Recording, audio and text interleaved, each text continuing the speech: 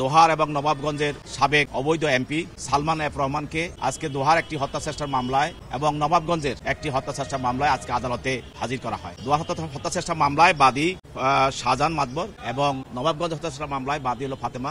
এই দুই মামলায় তদন্তকারী কর্মকর্তা আজকে আদালতে উপস্থাপিত করে তাকে আদালতকে বলেন যে আজকে যে সালমান এফ রহমান তার নির্দেশে এবং তার সহযোগিতা এবং তার অর্থে গত 4 তারিখে এবং 5 তারিখে দোহার এবং নবাবগঞ্জে যে কোটা বিরোধী এবং বৈষম্য বিরোধী যে আন্দোলন চলছিল সেই আন্দোলনে সন্ত্রাসীরা এবং যুবলীগ ছাত্রলীগ সন্ত্রাসীরা তারা গুলি করে। এই গুলিতে এই দুইজন বাদী আহত হয় এবং গুলিবিদ্ধ হয়। এই মামলায় যেহেতু সেই 1 নম্বর আসামি এবং তার প্রত্যক্ষ সহযোগিতা এবং অর্থে এই ধরনের আন্দোলনের বিরুদ্ধে যে ঘটনাগুলো ঘটেছে গুলিবিদ্ধ বিষয়টা আসছে আদালতের সামনে, সেই জন্য আদালত তাদের বিরুদ্ধে দোহার থানা মামলায় তার বিরুদ্ধে 3 দিন রিমান্ড মঞ্জুর করেন এবং নবাবগঞ্জ থানায় তার বিরুদ্ধে 4 দিনের রিমান্ড মঞ্জুর করেন এবং পরবর্তীতে তার পক্ষে আইনজীবীরাও তার রিমান্ড বাতিল করে জামিনে প্রার্থনা করেন। বিজ্ঞ আদালত উভয়ের বক্তব্য শোনার পর রিমান্ড মঞ্জুর করেন এবং তাকে তদন্তকারী কর্মকর্তা হেফাজতে প্রদান করেন। আমার আসামি জনাব সালমান রহমান সাহেব, ওনাকে আজকে 2টা মামলা আদালতে হাজির করা হয়েছে। দোহার থানা মামলা নম্বর 2/8/24 এবং নবাবগঞ্জ থানা মামলা নম্বর 3/9/24। এই 2টা মামলায় ওনাকে 7 দিন করে রিমান্ডের আবেদন করা হয়েছে, কিন্তু আমরা বিগত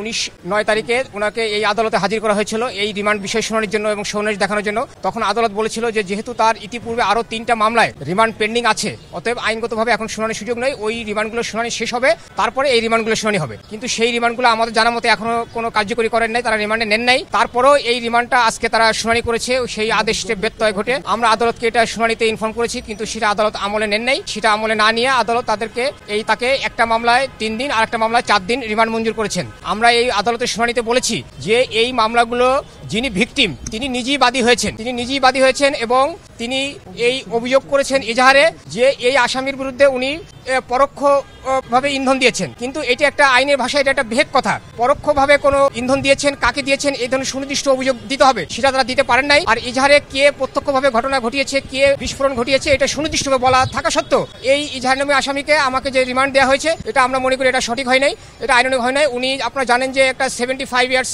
ওল্ড এবং তারও বেশি বয়স্ক একজন ব্যক্তি অসুস্থ, নিয়মিত ওষুধ সেবন করছেন, তারপরেও তাকে হয়রানি করার জন্য এইভাবে রিমান্ড প্রদান করা হচ্ছে। এর একটাই কারণ যে উনি ওই এলাকার সাবেক সংসদ সদস্য ছিলেন, সামাজিকভাবে ওখানে এলাকায় হেয় প্রতিপন্ন করার জন্য এই রিমান্ড মঞ্জুর করা হয়েছে বলে আমরা মনে করি।